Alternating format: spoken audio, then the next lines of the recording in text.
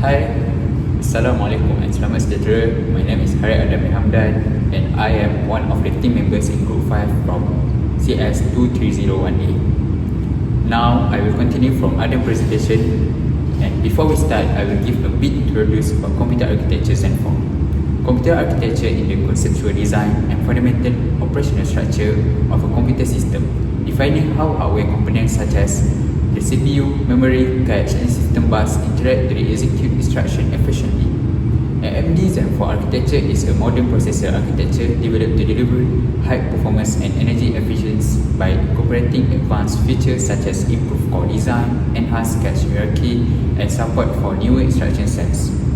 This instruction is designed to meet the demands of today's computing workloads, including gaming, data processing, and high-performance computing, while maintaining stability and reliability across different platforms. Now, I will continue with clock speed. Although the clock signal is not implicitly shown as a component in this particular data flow diagram, it is a fundamental element of CPU operation.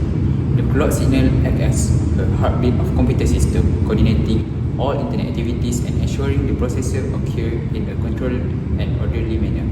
Without this timing mechanism, instruction execution will become chaotic, leading to error in communication between the CPU, memory, and input-output device, even for simple calculation. In modern CPU architecture such as AMD Zen 4, the clock signal plays a critical role in synchronization instruction execution across multiple cores and threads. When diagram reference capabilities like 4 instructions per cycle or 9 micro operations per cycle, these measurements are directly tied to the CPU clocks. Each clock defines a precise window in which instruction can be fetched, equal, execute, and written back. To better understand, it is important to consider that Zen 4 processor can reach clock speed of up to 4.7 GHz. This means the CPU can perform approximately 5.7 millicycles every second. Within each cycle, multiple operations may occur simultaneously across different cores, allowing the processor to handle complex workloads efficiently while maintaining accuracy and stability. Furthermore, the clock signal works together with other architecture features such as cache memory, branch prediction, and deep pipeliness. These components rely on precise timing to access shared resources, preface data, and execute multiple instructions in parallel without conflict. In conclusion, even though the clock signal is not visually represented in the diagram, it is essential to understand CPU performance, especially in architecture like Zen 4. The clock signal ensures speed, synchronization, and reliability across all processing tasks. Next, I will continue with system bus. The diagram we are looking at focuses mainly on the CPU internal core component rather than the external system bus. However, even though it is not illustrated, the system bus plays a crucial role in allowing the CPU to communicate with the rest of the computer system. It acts as the main highway that connects the processors to memory storage device and graphic cards and other peripherals. In modern CPU designs such as AMD Zen 4 architecture, diagram often highlight internal elements like execution units, primitives, and cache structure. While this component handle computation, the system bus is responsible for moving data between the CPU and external device. This includes fetching data from RAM when it cannot be stored in cache and sending information to expansion card through high-speed interface.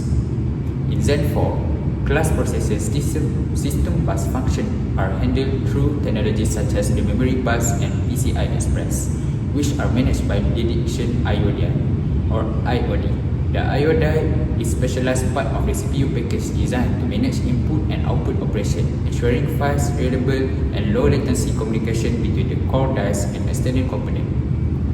By separating IO dice from core computation, the AMD improves performance and scalability.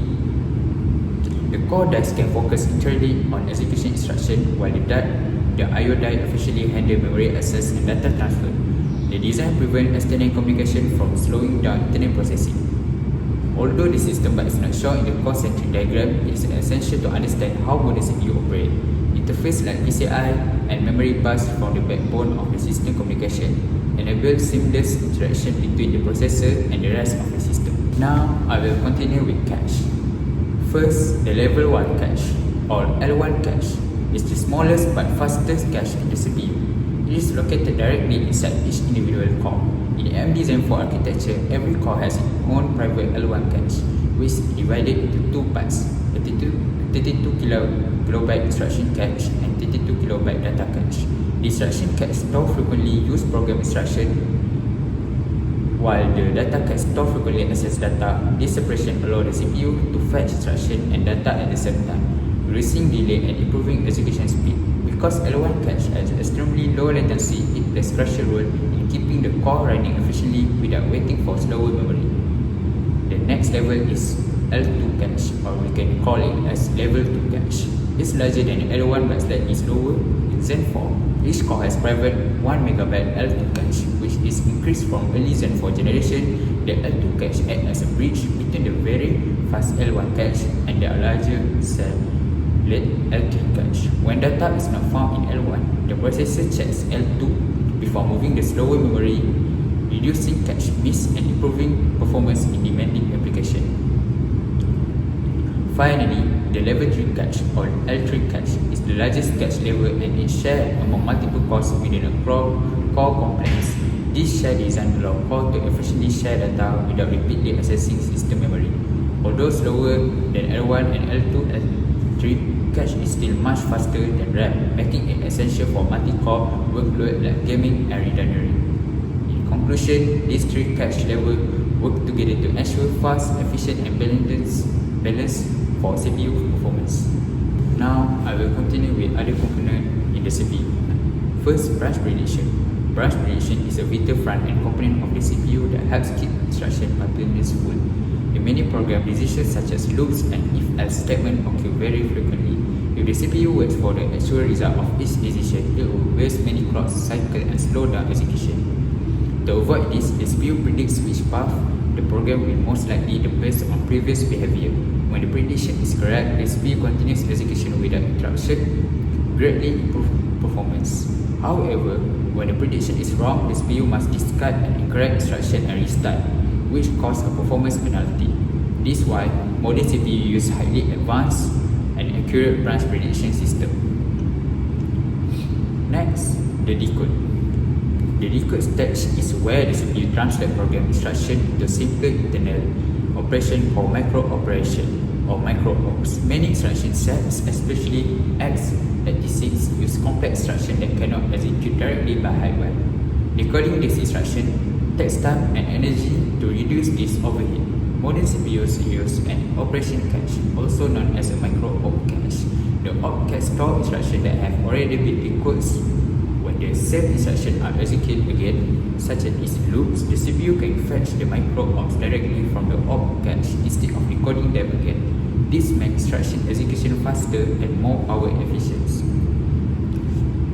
Next is schedulers. Schedulers are responsible for managing the flow of micro operations inside the CPU. A modern processor contains many execution units and multiple instructions may be waiting to run at the same time. Some instruction depends on the result of this dependence and select instructions that are ready to execute.